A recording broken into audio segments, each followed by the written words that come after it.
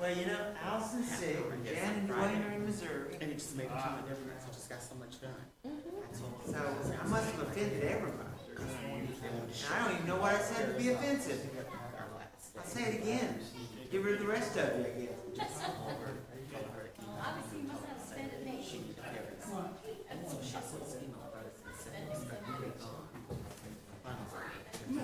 It should have said dinner at the White House.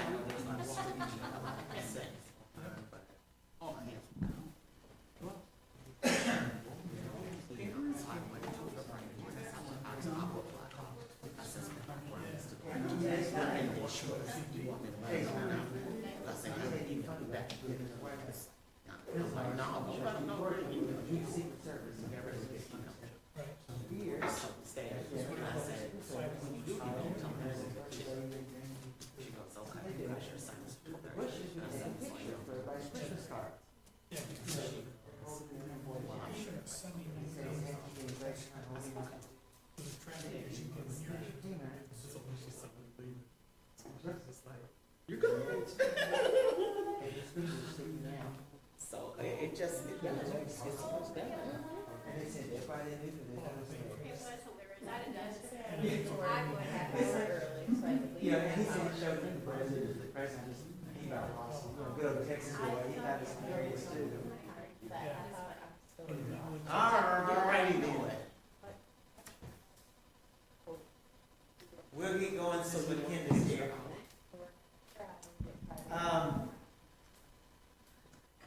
If I can see this, goodness.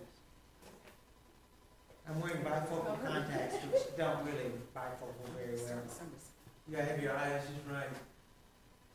So, alright, we're gonna talk tonight about jealous behavior. I mean, the scripture we have is from Genesis 37, and this is gonna be where Joseph's brothers get jealous, and of course next week they're gonna get rid of him and all that stuff. But have you ever seen jealousy play out, whether it's at work, among family, you know, it happens, right? Politics. Politics. Jealousy can play out, and it can really destroy relationships, destroy a church. So, has another person's jealousy messed you up at work, or? Kenda's saying, yeah.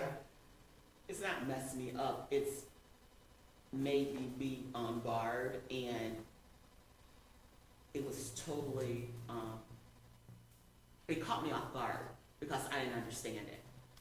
And I didn't know what it was until two people told me what it was. You know, just ugliness, like, you know, if I have to go to this place, then she needs to go. It's like, why is my name involved? Then it came down to, even administration said, this is just jealousy. So I said, well, can we put an end to this? So. I got called into human resources in the Army one time, and my boss went with me, and I was hiring a new administrative assistant, and I had a lot of them, but I was hiring a new one. It was a promotion, so a lot of my staff had applied for the promotion. And we go into HR, and I said, what's going on? And they said, well, you're being charged with racism in the workplace. And I said, for what? Well, your hiring practice on this, you've hired someone, and it was racially motivated. And I said, well, we haven't announced who I'm hiring yet. So how can somebody charge me with racism? She did. He got on the phone and got, well, they know. Because that's how you are. And I said, well, and the boss said, well, go ahead and tell them. And I said, I'm hiring a black female Muslim. She's the best one I've got in my office. Best person I have in my office. So, how is that racism? The guy gets on the phone, hang on a minute. Never mind, you can leave. He said, I can't even tell you what that person said. Well, it was jealousy. Because I had told her in her interview that unless she went and took some classes to improve her communication skills in a professional workplace, she could not have that job. Because that job dealt with very senior people. So it was professional jealousy that she wasn't going to get the promotion, so she was going to get it even with me. That could have been a career ender for me, had I not been doing what was right. So, they can really affect you. I was gonna say, it really affects relationships, especially workplace. If the person that's jealous, if you're jealous, contain it, that's what I said, we might be a little jealous of at some point in our lives, but don't play that out. And I really don't think people that are jealous and plays it out and hurts people, cause hurt people, I don't think they know how it affects you. It makes you very standoffish, puts you on guard, and it affects your relationship with that person. Yeah, because even if you think you've settled it, there's always something in your mind and theirs. And especially if you're supportive. You know, in my mind, you know, I was telling administration, I've been nothing but supportive. And they were like, we know, but it doesn't matter. Sometimes they see what you have and they want it. Oh, yeah. So, I mean, we see that in life. We see it in our homes. We see it, you know, in our neighborhoods. It's common, and it is. So we're going to look and see tonight what jealousy can do amongst a family. And there's two sides to this story because there's some stupidity that causes a lot of this. We all know. But anyway, I want us to look at what jealousy can do. As an example, in 1 Kings chapter 3, 16 to 28. Good King Solomon is sitting on the throne, and there were these two prostitutes. They lived together in a household. They both had babies. During the night, one of them rolls over and accidentally smothers her baby, the Bible says. So they go before the king because both mothers were claiming, because their babies were born so close together, that the one living baby was both of theirs. And they're arguing this. You probably remember the story. They said, what do we do? And Solomon says to one of his aides, bring me a sword. We'll just cut the baby in half. You each get half a baby. Of course, the mother said, no, she can have the baby. The other one said, that's a good idea. Cut it in half. We'll take our half. And of course, he said, don't cut the baby. Clearly, the one that's willing to sacrifice for that child is the mother. But that's just jealousy because she killed her own baby, yet she's jealous of the woman that still had a baby. You know, that's how it can do this sort of thing. All right, so here's the situation. We were talking about it last week, but Jacob is on the banks of the Jabbok. He wrestles with what appears to be God. He later on reconciles with his brother. In time, he stays there for a time. I don't remember how long, or I don't even know if it says, but they stay there for a time, and then Jacob moves his family to Ephrath, and that later on becomes known as Bethlehem. And as they're going along, Rachel dies giving birth to Benjamin. Now, Rachel has how many children in their relationship? I remember? She has Benjamin and Joseph. And he has other wives and he has other children, but Joseph and Benjamin are his two favorite children, and it becomes even more so at the death of his favorite wife. I mean, Rachel's the one he loves. Leah, that was an afterthought. And any others he had were secondary to his one true love, Rachel. And so he starts showing favoritism. What's one of the things he did for Joseph that he didn't do for any of his other sons? Made him a coat. Yeah, very ornate, many colors, the Bible says. And of course, that Bible verse was made famous by what country singer? Dolly Parton, right? But yeah, the coat of many colors. And so he has that. Well, what happens when you start showing favoritism among your children? Yeah, Kelly, what happens when you do that? I like to tell them they're my favorite for different things. Oh, you're so Depends cool. on the situation. Did you teach her that one? That's psychology 101 right there. Yeah, I mean, if you start showing favoritism, it becomes very obvious. I mean, kids are always looking for that anyway, right? They want to think that you're always unfair to them, especially if they're teenagers. You're being unfair to me anyway. And so they look for reasons. So his brothers start to not like him anyway. Because he doesn't have to go work in the fields like they did. And he doesn't have to do a lot of stuff. So that's where our story begins. He's going to give them more reasons to hate him.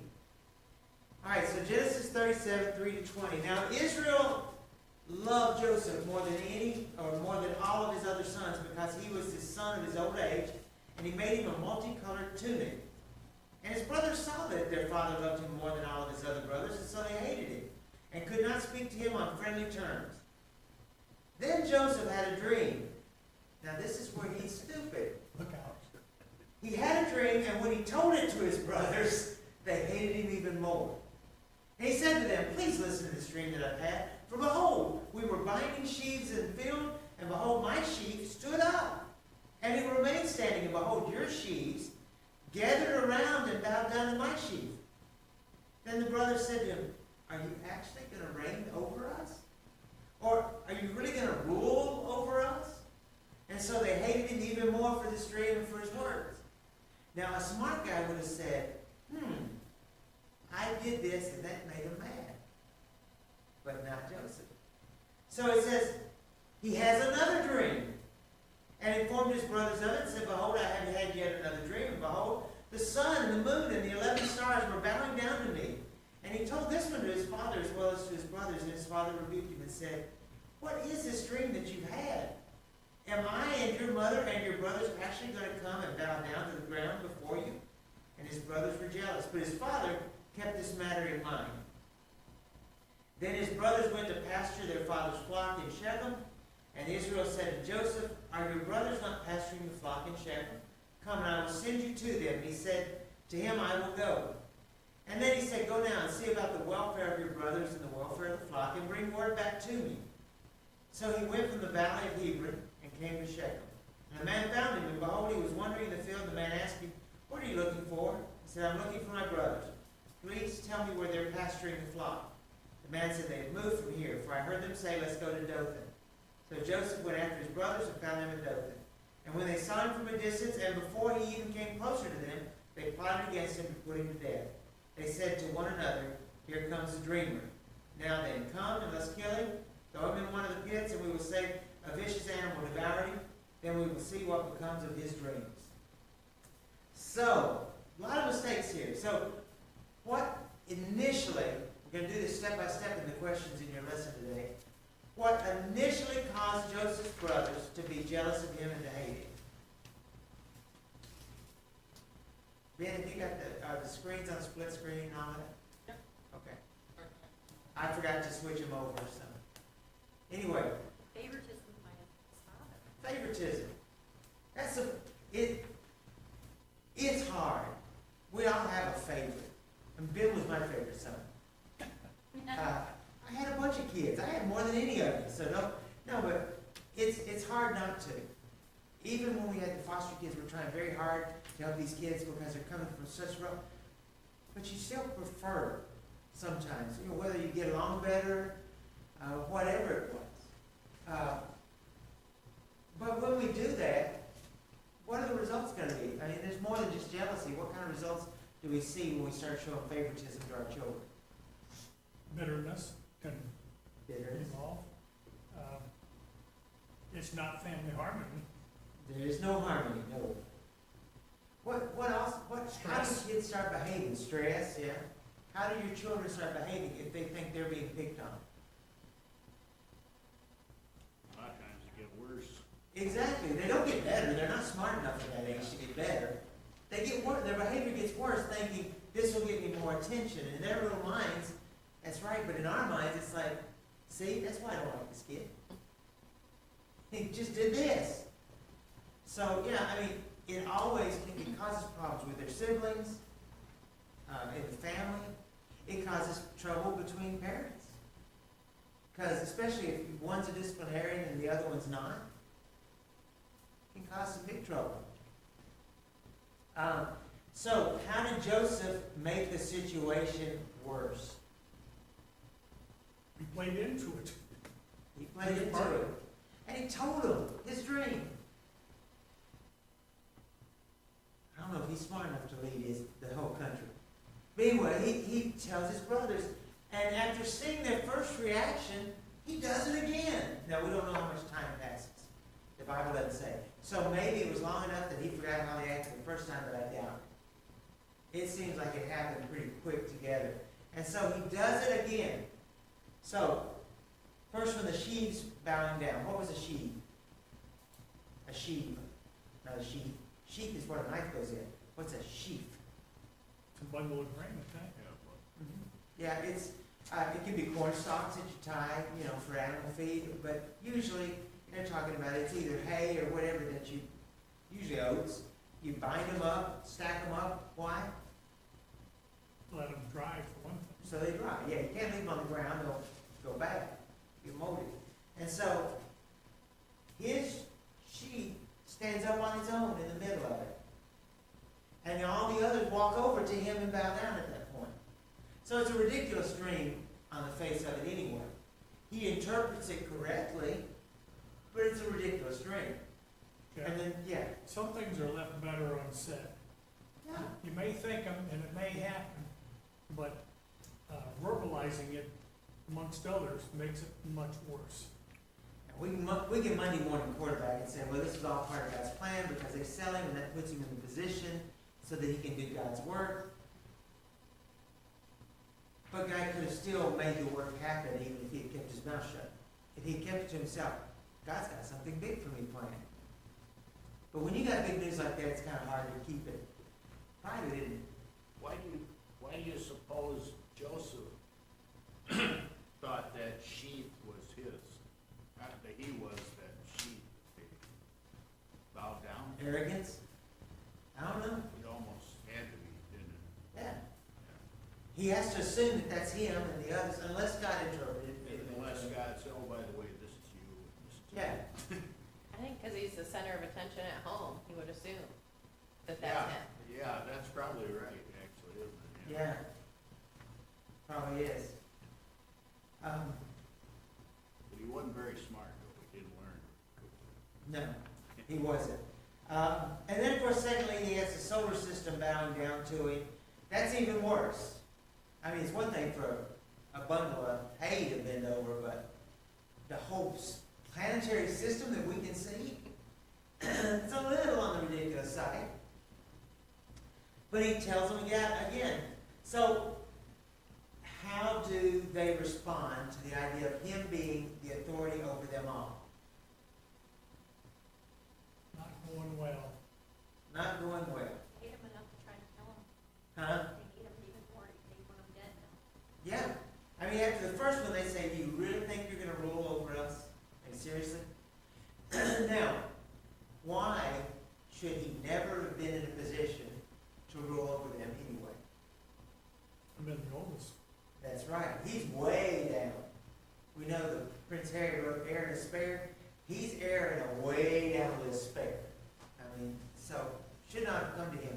So the idea to them is mean-spirited to say that. His own father, in fact, says what? Wouldn't you like to know what the Bible says is the rebuke? His father rebuked him. And then question, you think, he says, what's the string? Your mother and brother's going to do this as well?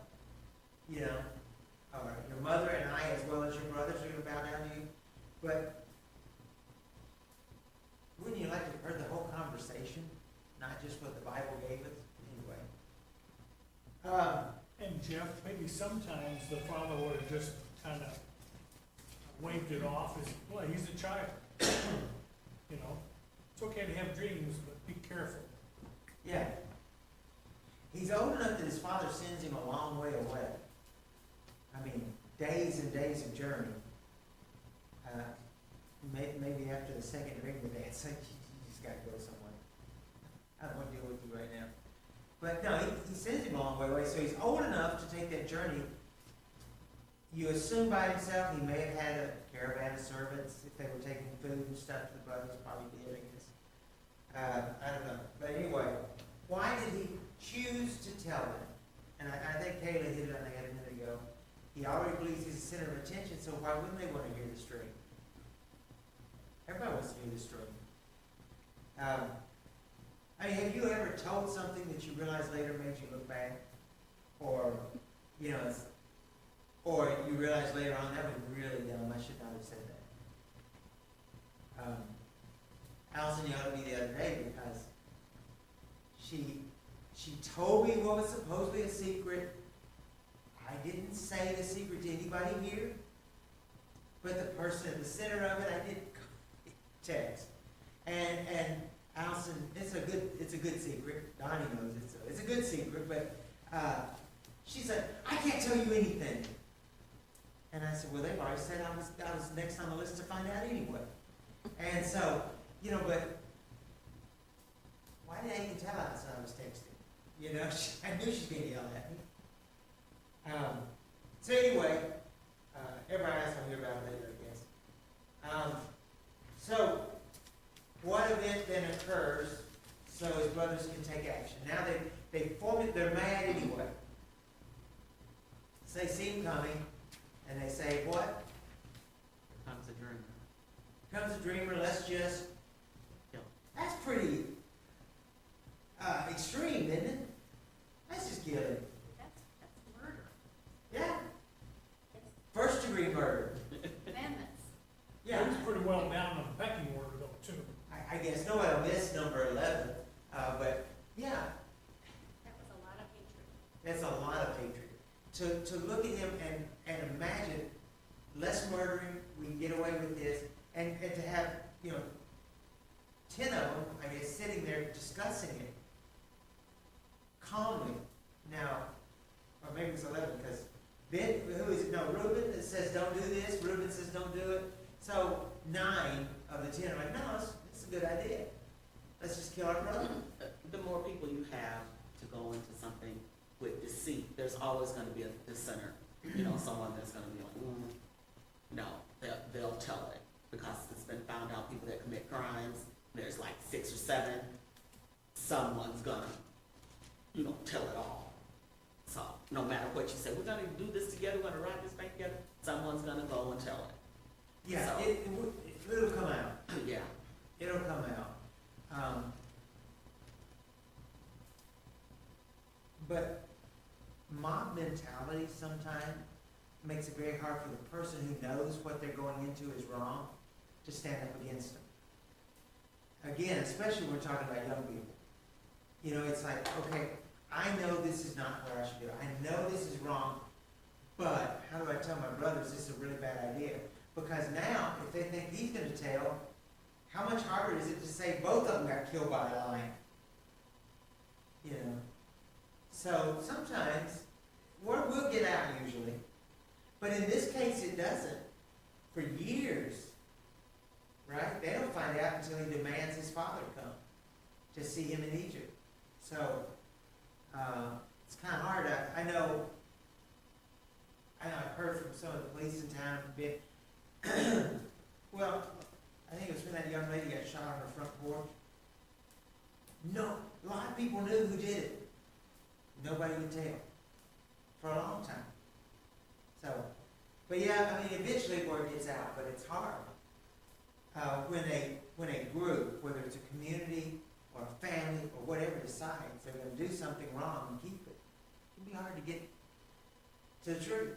and that's really tough, living here and seeing crime, and like with you talk to them all the time, they know. If someone goes into a crowd of 20 people and they shoot somebody, and the police is like, nobody said a word, they said they didn't see it. But you hear about it at school. Well, we know who did it. And I'm like, well, who did it? We're not snitching. We're not telling you. Yeah. We know you'll tell. Right, 'cause I'll go back and tell it. So I just don't get that.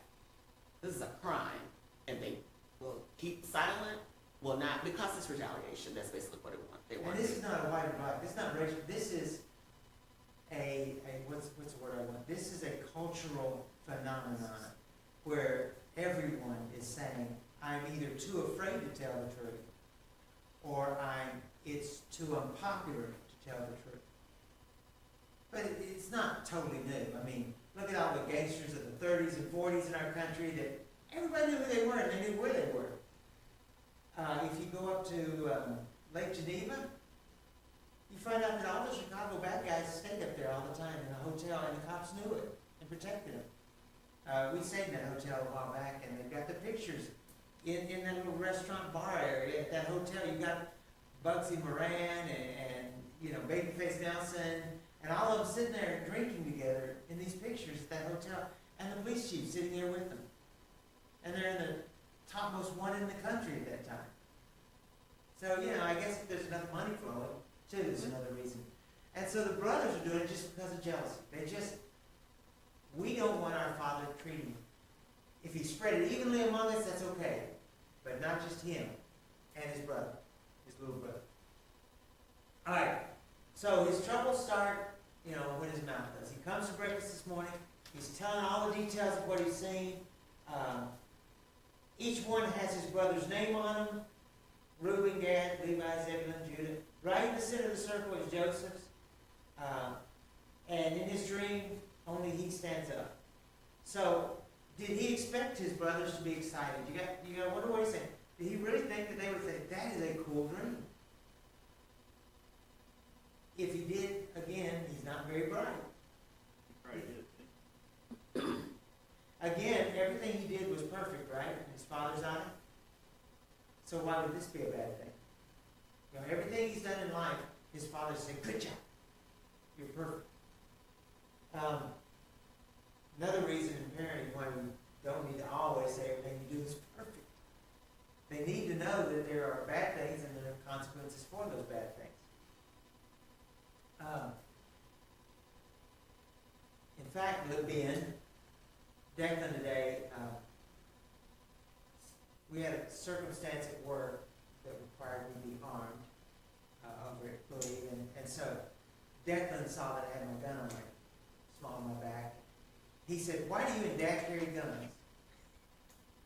I said, "Well, you know, Dad has to for his work, and sometimes I do for my work." He said, "Well, I know how to shoot one, so just so you know." I said, "Well, if you ever touch my gun, you're going to regret it. You know, I keep mine as safe. He Yeah. keeps his at work." That's another thing. I mean, growing up, now granted, it was on the farm. We had shotguns and we had rifles. And we knew when to use them, and it was never in regards to another. But not everybody did. I had a friend killed because they were playing with a gun. You know, or a classmate, wasn't a friend, a classmate killed. So not all kids knew. Country kids did.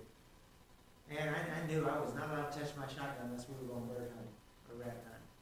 You just didn't play with it. I witnessed that one with the gun last year at summer school, this water gun. He loved the water, so he can shoot water guns. And that's what he told me. He mentioned water gun. He goes, Yeah. "I know I shoot guns, but I played with water guns." Yeah, he played with a lot of water guns. I said, "Well, there's a big difference in toy guns and real guns." Yeah. I will tell you, if I can talk about city kids, because it's off topic here, but so Ben was about 5 or 6, and our next door neighbor, our back door neighbor, was from New York City, and he was pure city boy. And he wanted to see one of my military weapons, one of my World War II weapons. And so I said, "Ben, can you bring that gun out?" I think it was that one. And Ben brought it out, and the guy started taking it away from him, and Ben said no, and he opened to show him that it was empty. "You shouldn't be touching that." And I said, "No, you never hand a weapon to somebody unless you open it so they can see that it's not loaded." Ben at that age knew more about how to handle a gun because he was around them than the city boy who all he'd seen was TV. But anyway, so Joseph should have kept this secret. And in fact, the sun and the moon represent his father and his dead mother, which the father would have thought about that because he said, "Your mother and I are going to bow." Wait a minute, in the afterlife, your mother's going to bow down to you? Which is kind of an interesting thought, and I didn't put a lot of thought into the whys and hows about that, but that would have been offensive to his father a little bit too. You know, your mother's gone. Why would you say that she's going to bow down to you? Bottom line is he should have kept it to himself. So, is there a time in your life you wish you had just kept something to yourself? You might want to share that. I'm keeping it to myself. Keep it shut. So I wrote down a story and just, so me and some Army buddies went to Spain scuba diving for 2 weeks. And one of the nights there, of course, I wasn't drinking, but I was going out to dinner with them, and they started drinking, and Army guys, they kept drinking. So one of the guys with us was a British officer, and then another guy with me was a nuclear war specialist. And he was a senior officer, he knew better. But as they got drunk, they started comparing the range and the abilities of nuclear weapons in our arsenals. I don't care if Britain's our friend. You don't tell what our weapons can do. On top of that, you don't do it in a Spanish restaurant / tavern, sitting there with people, because people around start going, and some of the guys knock it off. We're not saying anything, Finally, I just said, that's an order, let's go. Back to the hotel, we're done. And we took him out of there, and he wound up getting in a lot of trouble because myself and the others were not gonna, that was a major security breach. And so we had to make sure the mess got cleaned up. So he should just kept his mouth. It ruined his career. He was out. Lost his security clearance, so he lost his career. And so did the British officer, by the way. He lost his too. We need to learn when to keep our mouth shut sometimes. And what can happen as a result of sharing? Well, you can ruin the church. Within the church, if we say what we shouldn't, you can ruin your family. You can ruin your job by just running your mouth. Like I said, the reason we had to be armed at work today, which it didn't go down, was because a husband and wife can violently not get along. And it was risky for them and for the children that were coming to visit them. In fact, the police had to be there the other day. We had to do police reports and stuff. So you have to be careful what you share. I remember one time in a class, it was, it's been a while back now, but, I think it was a high school class, to make a point, because we were studying, I don't even remember what it was anymore, but to make a point, I told a story about myself, about the way I had thought about something or had done something. And I didn't tell them, don't tell this to your parents or anything, but it was later on, the parents of some of the kids were asking me about this, and I realized, oh man, I should have never done that, because then I had to try to explain why I did it, or why I was telling them about it. And so you can, you learn pretty quick sometimes that things can really, what you tell in confidence a lot of times, even if you don't mean it to, it can become public knowledge. It can be dangerous. New Testament teaches us we should share our burdens. But do you always share every burden within a family's business? You have to be careful. Not because it's wrong to keep it a secret, it's because other people can't keep secrets. Well, in business, what we had was what's called non-disclosure agreements. And when you signed that, you kept the information to yourself, unless it was somebody within that party. And, I mean, there was consequences if you spoke outside of that area. You mean like President Trump and his former girlfriend, TV star, movie star, whatever she was? I don't want to say the word. I mean, yeah, there was a non-disclosure there too, and I guess that blew up in his face. But, so yeah, sharing, and it's really hard, Ron, you're right. You want to share things with the kids, especially the high schoolers. I think I'm telling them something that's gonna help, and, not intending for everybody to know about it. It wasn't something that was really bad, but it was something that I wished I had thought or said. And, you just never know. Because what happens? If I tell you, you tell Sydney, Sydney tells Donnie, what happens to the story? Nobody means to. Go ahead, Don. It's distorted a bit. Yeah, not because we mean to, we just kind of put our own spin on telling a story. Everybody, Allison will say, you didn't tell that quite right. Never comes back to you. Been a long time ago. Yeah, what? It never comes back to you the way it went out. Nowhere near. Did you have something, Ken? Okay. So, Under what situations are you most likely to become jealous of others?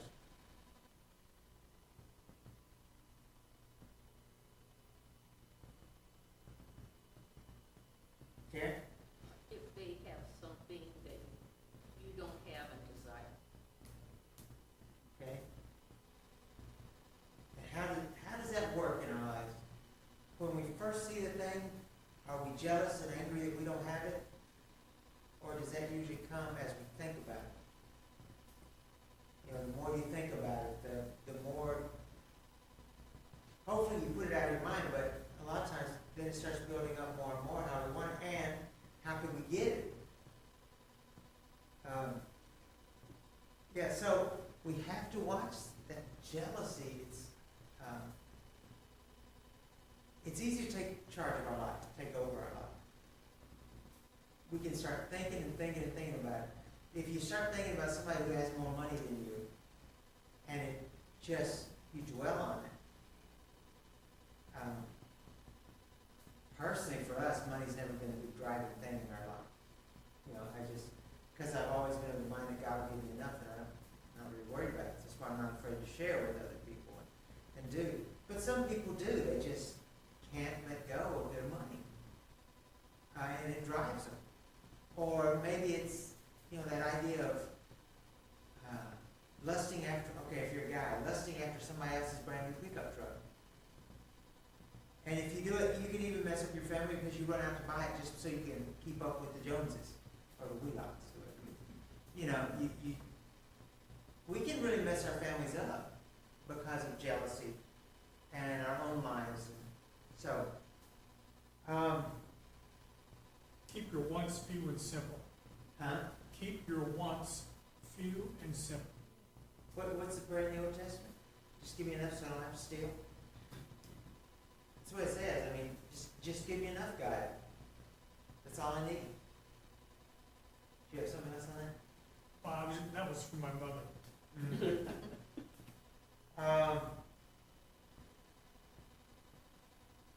Is there something that you became preoccupied with? And it could be anything, but what changes about you when you become preoccupied with something? You start filling in blanks where you should. You really don't know for sure, but in your mind, you're filling it in as if you knew what happened, and you may not know all the facts. That's one thing you could do. Yeah.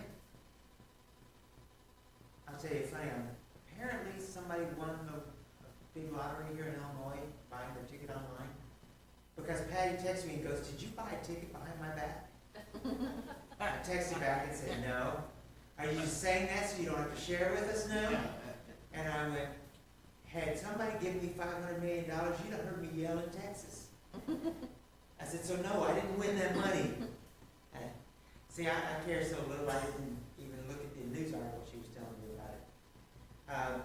But it changes us. It changes our heart, it changes our mindset, it changes how we think about things. Our priorities. Our priorities change very quickly.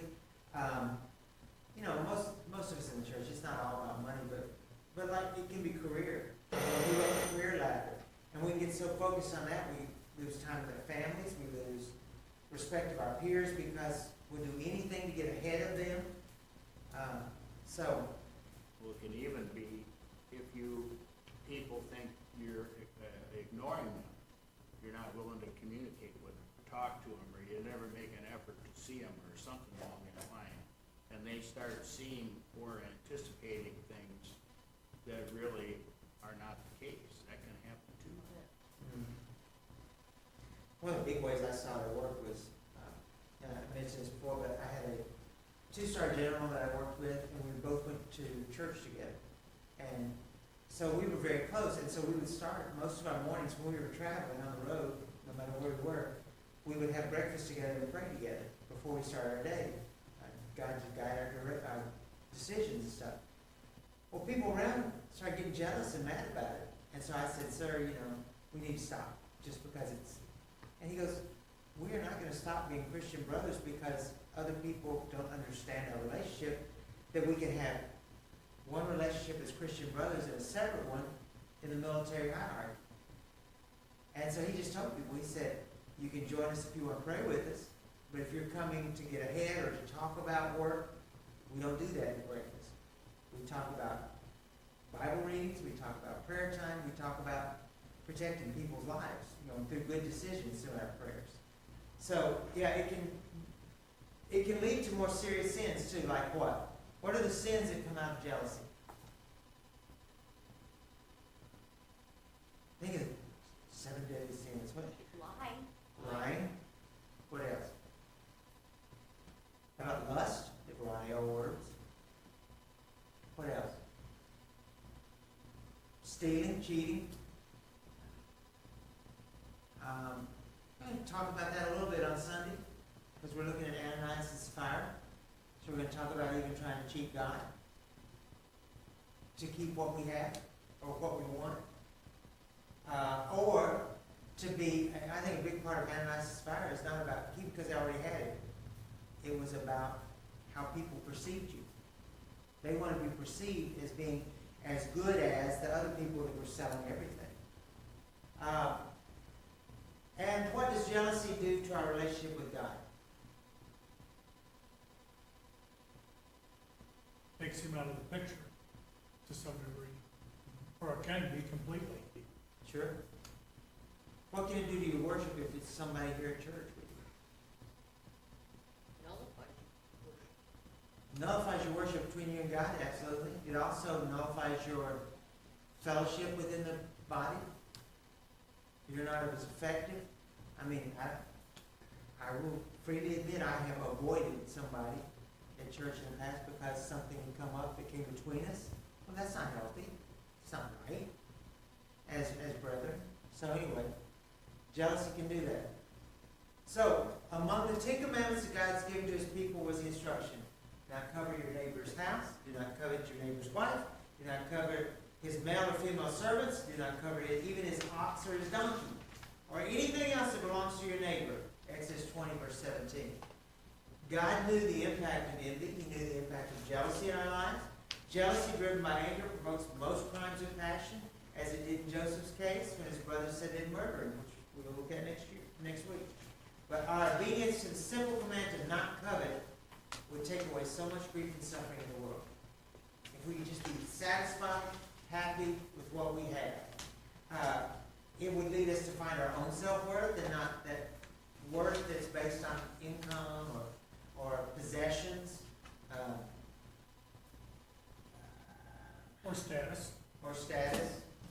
And David wrote in Psalm, I was looking for my scripture reference here, Psalm 62:1, David said, "Truly my soul finds rest in God." His soul didn't find rest in his possessions. He was rich. His soul didn't find rest in their military ability. Although last week and Sunday we talked a little bit about it. Remember, David went and counted everybody and caused a plague. He no longer trusted in God. So, we need to find rest in God. All right. So think about this this week as you're writing down.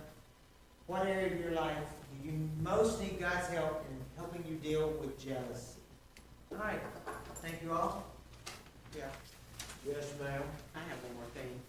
With a friend that you can pray with, that you work with, is fantastic. I know that if I had a Christian friend at work, which I do, I'll say Kayla, she's helped me be better. I had a couple of issues that I couldn't take it to anybody else, but I emailed Kayla, and she helped me with this situation a couple of times. So I appreciate her being a Christian sister and that understood better than anybody what my situation was, and she helped me out of it. So I wish I had someone I could pray with every day. I'm sure there's somebody. Well, They don't have to. okay. We've been interviewing part-time workers at Believe, and I sat in on a couple of them. And as we were talking to people, I made the point that we're a faith-based organization. I said, now that does not mean you have to go to church with us, although you're very welcome to. But I said, faith-based means it governs our morality, how we do business and see other people. And I said, but that also means it governs how you're supposed to act in this organization. And if you cannot do that, then it's really not a place for you.